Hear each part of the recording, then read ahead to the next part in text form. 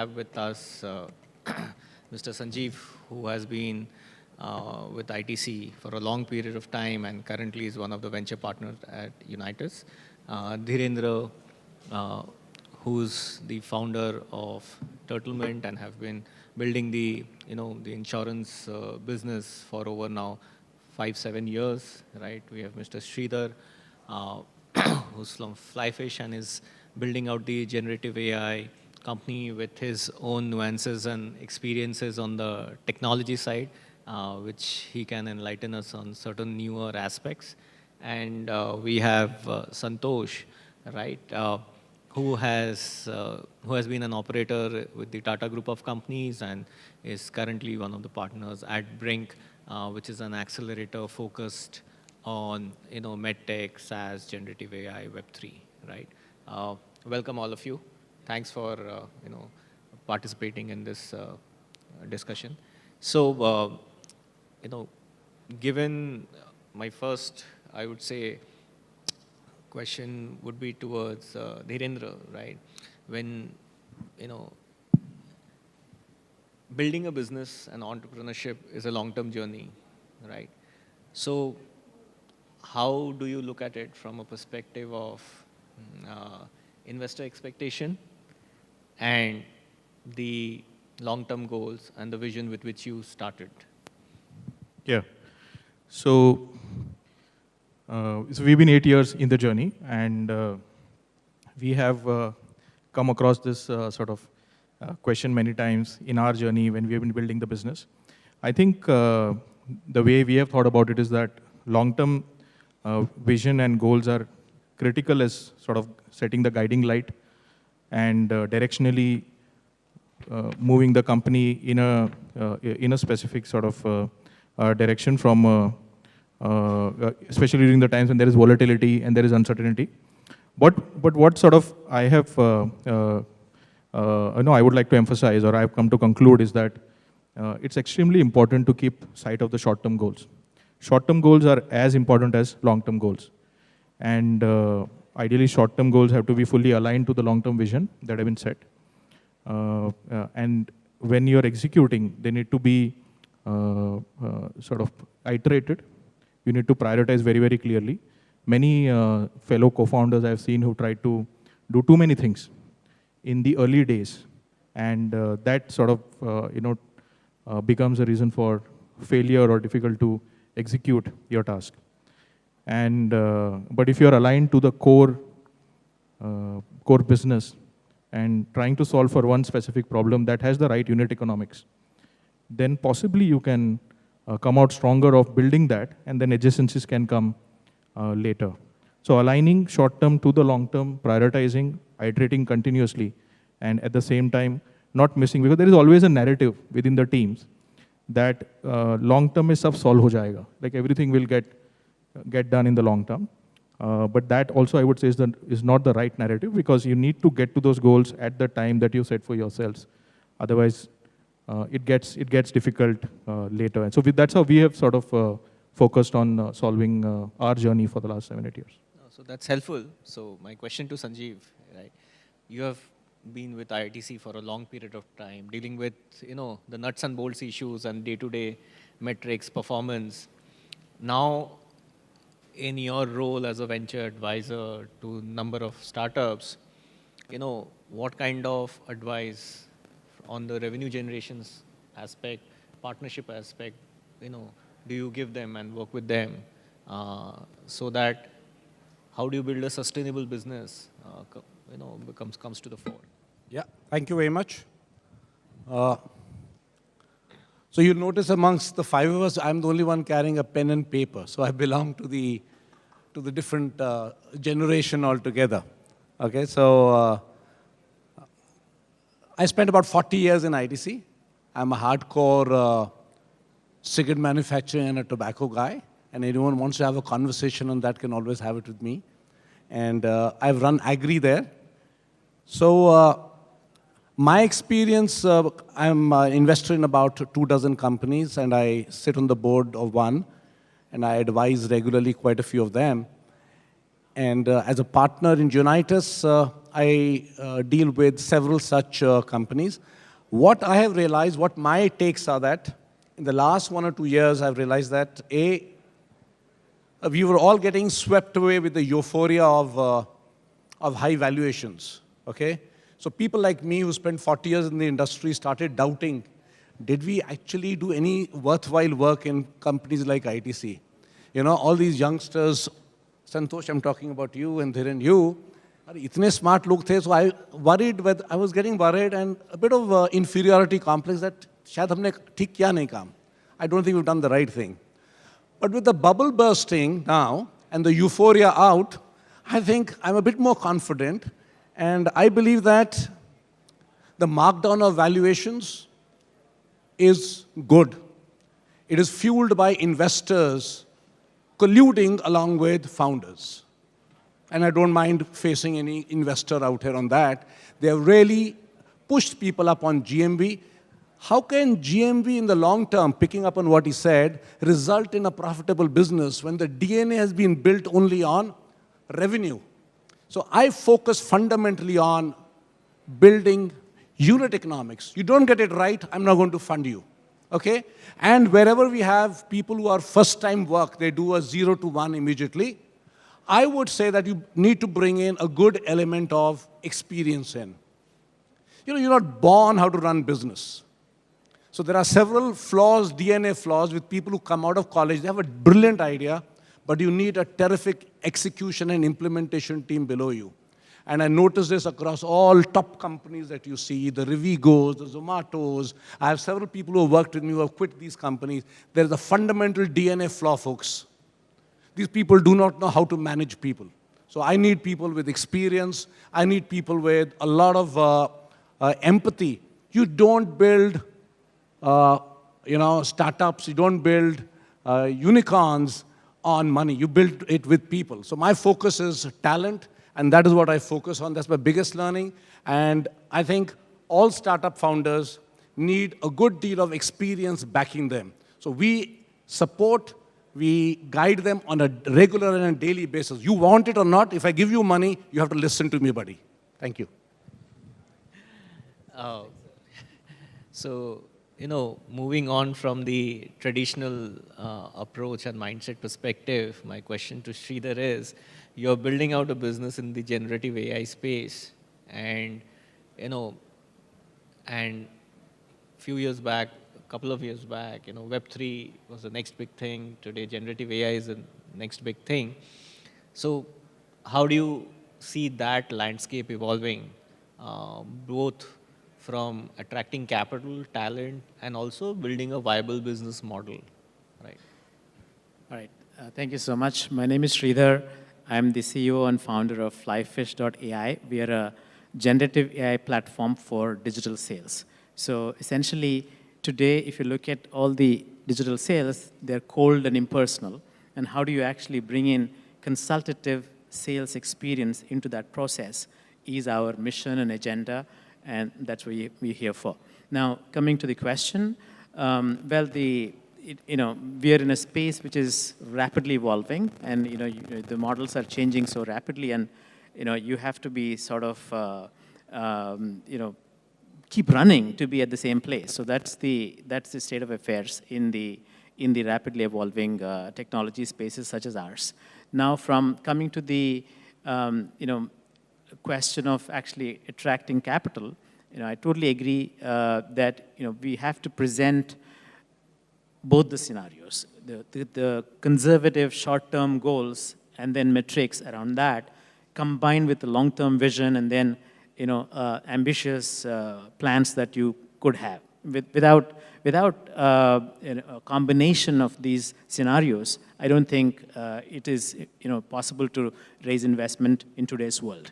Now, the second aspect is I think we should also bring in much deeper understanding of the market, the consumer behavior, how it is changing, and business models and how they're evolving, and competitive landscape, how is it actually emerging? Because in our space, it is, it's not the traditional, competitors that you face. it's a, it could be anybody. It could be the largest of the large cloud providers could be your competition, right? So how do you look at that and provide a complete 360-degree view of that market insight also is very important to sort of impress upon the investors. And the third thing is, I think the monetization plan, and with all kinds of revenue streams that are now possible, and possible in the midterm and the long term, and that comprehensive long-term vision with the short-term plans, and provide a monetization plan along with ROI metrics such as, let's say, what's the payback time, and even by when you will have enough free cash flow, all that. That data-driven approach is what is required in a space like ours. At the same time, having said this, we also need to understand that we have a responsibility to do the investor education. Investors often think that they know everything, and which is not necessarily the same true. And in that sense, how do you create that awareness within the investors, and especially when you're working in fast emerging new technologies? Thank you. Thanks.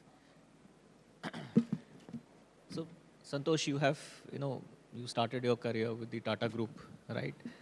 And they are known for their longevity, right? Yep, true. And currently, you are working with an accelerator, Brinc, guiding founders, taking the initial seed stage of investment. So what do you think are those couple of learnings that you, from your experience from Tata Group, are applying in the current role that you are executing?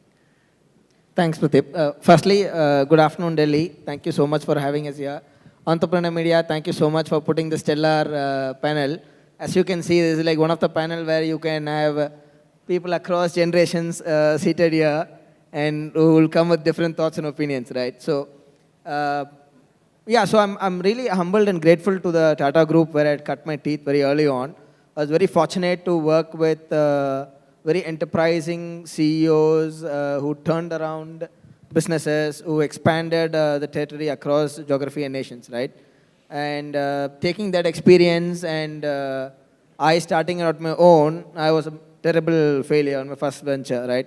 So post that, learning to pick yourself up, and then trying to build out a few profitable companies, bootstrapping it, sustainability, how do you build the right partner, and then growing, and then getting an opportunity to get into a Stanford program, which then paved way for me to understand more introspectively that what gives us more joy in doing, right? So I might have been a moderately successful entrepreneur, but I was really good in terms of working with the right people at the right time, right?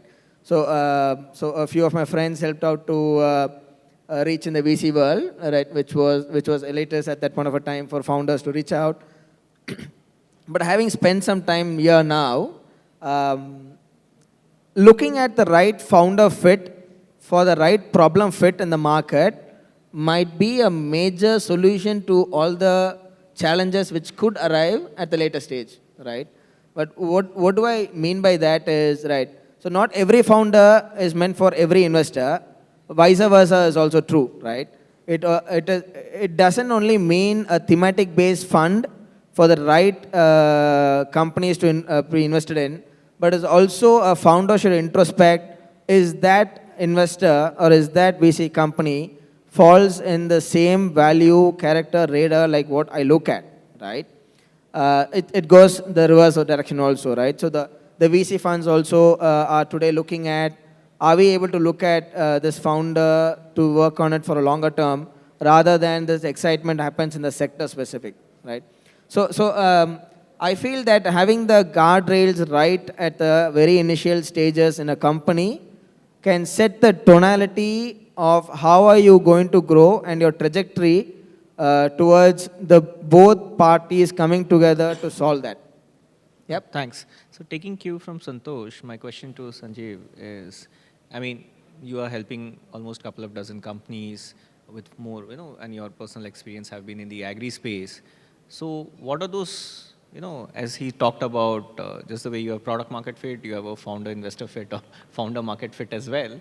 So at least for the agri entrepreneurs, right, who are looking to raise, say, seed stage capital, right, what would be your advice to them, right, in those segments, both in the agri-tech and the climate tech space? Agri and climate. Okay. So as far as agri and climate both are concerned, my belief is that there has to be patient capital. We all have grown up seeing software grow. We've seen Google, Facebook, and somewhere in our DNA, it is there that every business can grow to that scale in millions. It doesn't happen. It doesn't happen that way. Real world does not work that way. Only unreal world like software works like that, right? I'm talking about brick and mortar. So as far as agri-tech is concerned, by the way, the only people who make money are two people at the end of the value chain. All the input providers, Bayer, UPL, seed companies, they make money, or companies like ITC, which sells it to the masses and you consume the Ashirwad atta, etc. In the middle chain, no one makes money. For the farmer, it is a losing proposition. Farmer business is a loss-making one. How many of you in this room have sent your child or have gone for agri and said, this is what I want to do in a lifetime? No one. I've addressed people with 1,000 people in the room. Not one person raises his or her hand saying that I'm willing to work in agri. A lot of people come into agri, they've not even seen a field before. They bring in tech. And it is extremely hard to make things work. They don't work every day, they work season to season. So when technology, the people talk about agri-tech, first of all, let me tell you, in the entire value chain, starting from seeds, etc., all nodes of the value chain, you cannot succeed only addressing one part of the value chain. You have to address the entire spectrum. The only people who make money, other than the people at the beginning and end, are the finance people there. Because you are substituting the middlemen. But that also won't last forever. There'll be others who will come and disrupt you. It's a very easy thing to make. You have to couple things, and you have to really have a technology. So I'm an investor in a company called, I'm taking one or two examples only, in a company called VGrow. They're using high-end tech, and not an app. They're using a high-end tech to connect farmers straight to the person who consumes, right? If you're looking at app, and they're looking at value chain by value chain, please understand. Don't treat agriculture as equal to sport. You don't say he's a sportsman, he's a cricketer or he's a football player, right? Similarly, in agriculture, you have to treat which value chain does a person operate in. You have to be very clear. You can't be operating in agri. Don't operate in agri. Operate in a specific value chain, a chili or an apple or a pomegranate. You can only succeed in one. They're very, very different. So I've operated in multiple. The game is completely different. One is cricket, the other is football. Completely different. Just that the land is there. So be careful when I look at people, I understand whether the person understands a value chain. Does he or she understand where money is made and where money is lost? Right? Is the technology ultimately going to help the farmer? So from a Unitus perspective, I'm keen that the farmer also benefits. We are not there to squeeze the farmer out. Farmer profitability is core. Tell me how will the farmer make money, and then we'll build the business around it. That's my core. And as far as climate is concerned, I think climate is just building up. Believe me, there is tons of money waiting to be invested in climate, just that people don't have the solutions. You don't have any scale impact. It has to be done. You have to launch 1,000 ships. Climate has been destroyed by each one of us in this room. It has to be built by individuals, one by one, one by one. You won't get a solution which will say, I'm going to greenify or make trees grow everywhere. It won't happen that fast. So each one of us will have to do it. So solutions will be very local, much like agriculture. Don't treat India as one India, treat India as multiple Indias. There's enough money to be made in state by state, district by district. Thank you so much. Thanks. So, as a follow-up to that, my question to Dhirendra is, in a conservative fundraising market as an entrepreneur, right, you have raised capital, Series E capital, cumulatively maybe $200, $300 million over the last 8 years. The way you have seen the landscape evolve, what do you think in this current environment is important, and what would be your advice to your other founder friends who are looking to raise capital today, very well knowing they need for growth as well as for sustainability. How do you marry those aspects of business? So maybe I'll refer to my experience and how it has turned out for us. So we've raised about 5 to 6 rounds, about $200 million in the last 8 years of our journey. So we have been in fundraise mode probably every 18 months and have raised capital. Like, I think one thing that I would just like to highlight is that the purpose of business is not to raise capital. It is to be in business to create profits, to scale the business. And as a conduit for that, if you need more capital to accelerate some of the growth, that is the reason why you will sort of raise capital. So in my journey, the way it sort of played out for us was that early stages, it was all about founders, how, the depth of, because we were in insurance, which required a lot of knowledge, and what we were building was something very new because there were some regulatory changes that happened. So the early investors were basically taking a call on us, taking a bet on us, basis our experience and what we had done in our past.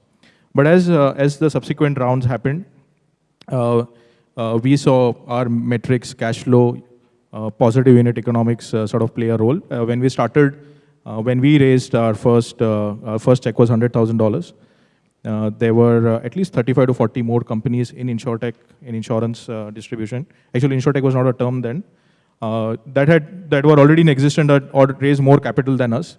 I think what worked well for us was that we stayed out throughout the journey, where we were always able to sustain, survive ourselves. And there have been sort of stories where we've signed term sheets and COVID happened and the term sheet got blocked. But because of our relationship with our strategic partners, we were able to bring in some advanced revenues because we had a revenue relationship with some of our partners, get the cash flow going, and continue to be in the business for 7-8 months, during which we were able to sort of raise capital from someone else. And as we speak, we are sort of profitable in our core business and also scaling up other businesses where we are investing in new age technology.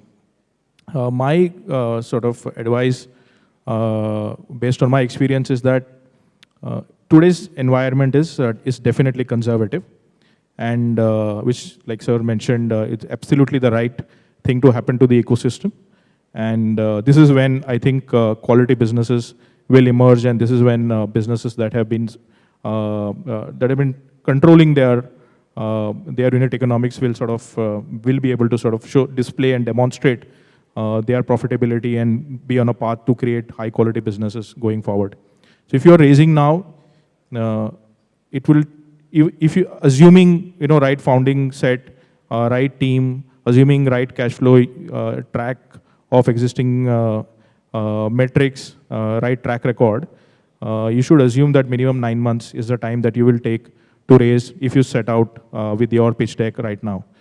So if you have a cash flow of 12 months plus, there is the right time to start. Minimum 12 months is what you need to look at. Also, the basis, so we are also doing some M&A. We have sort of acquired one company recently, also looking at doing some other M&A. So in a way, I am also on the other side right now. And what we are looking at, and what basically basis my engagement with many investors, what I'm seeing a change in approach.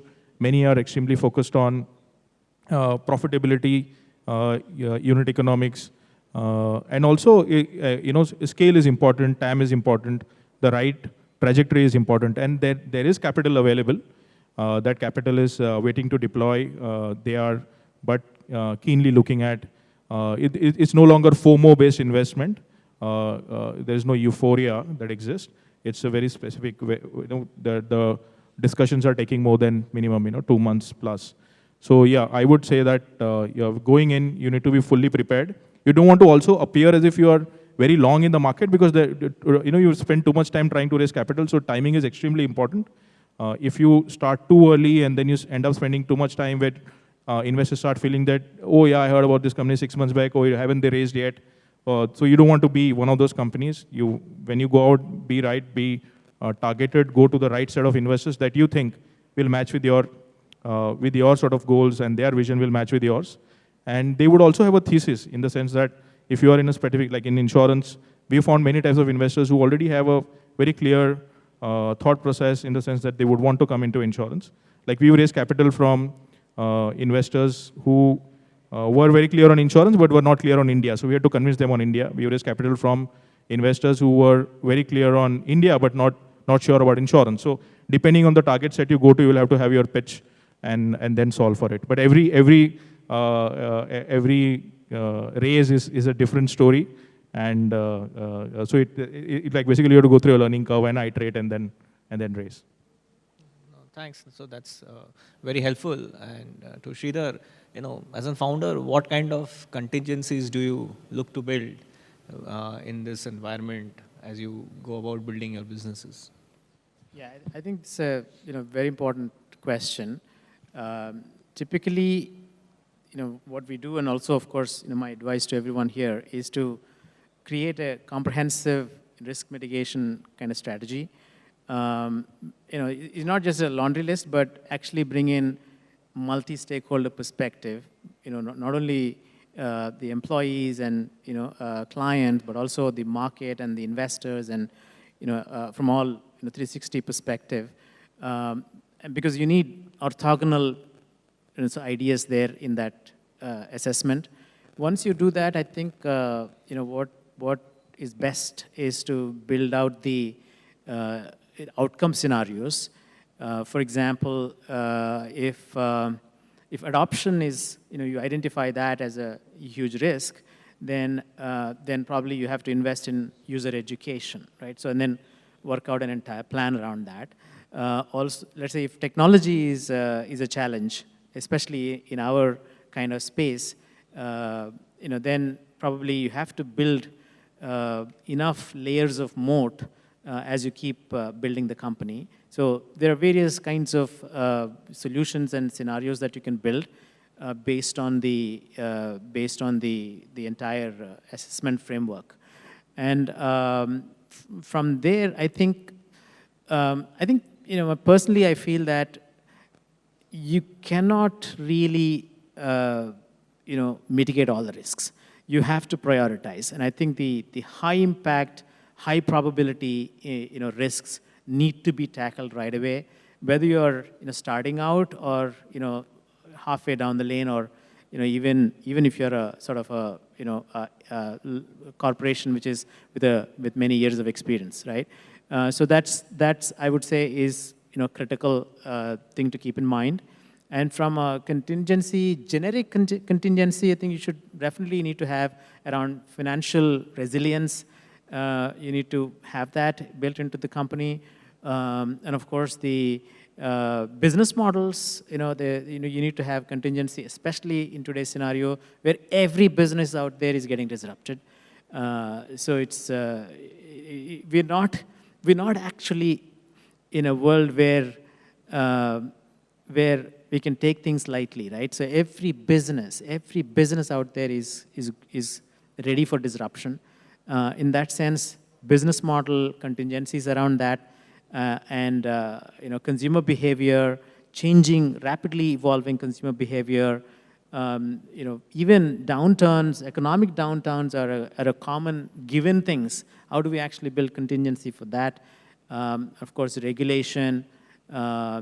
Even ethical considerations we have to build around that. So that's how I would think about it.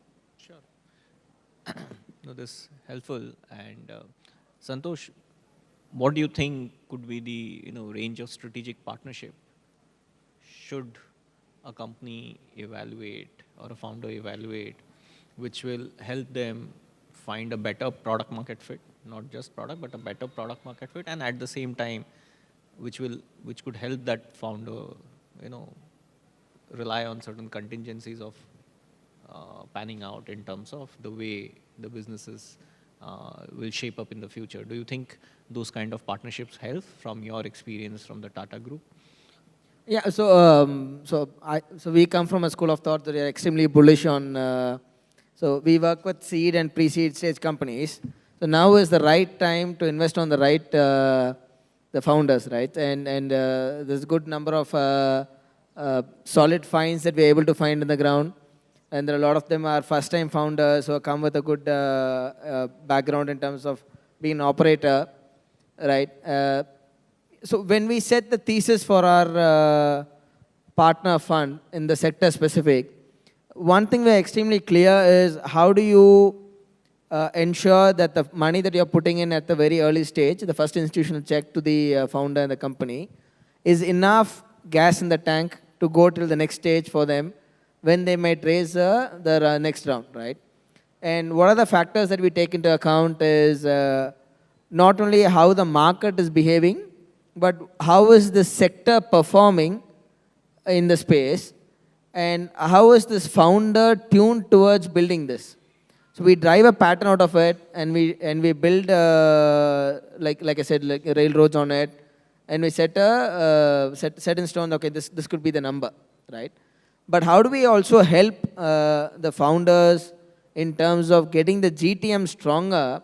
Is where like we were discussing the partnership approach, or the operators inside a VC help the founders supercharge their go-to-market, right? So we as investors, we get to see a lot of pitch decks, a lot of ideas, and what is working and how it is moving, and also come in fortunate access to a lot of corporates who could invariably end up being consumers for this, especially in the B2B segment, right? So can we do a POC program for the startup which we are investing? Can we open up enterprise lead or mid-market lead for these companies that we are interested in before we put the money? This all hypothesis helps us to become a better problem solver for that founder to be a partner in the journey for them. Yeah. No, thank you. I need to come in for a second. So, folks, all of us may at times sound a bit pessimistic. We heard this word winter and all. It's not existent, okay? All of us are still earning money. All of us are investing. There's enough and more money. And believe me, my mind works that the next 3 decades are India's decades. If youngsters like you and the other old people like me are not able to leverage it, it's our damn problem. So please, the opportunities are immense and huge, right? And every day there'll be some places which you can pivot, or some places which you can disrupt. And with the government also playing a positive part and climate coming in a big way, just rest assured there are enough opportunities. If you're not being able to spot it, the problem lies with you. Thanks, Sanjeev. So, overall ending on a positive note.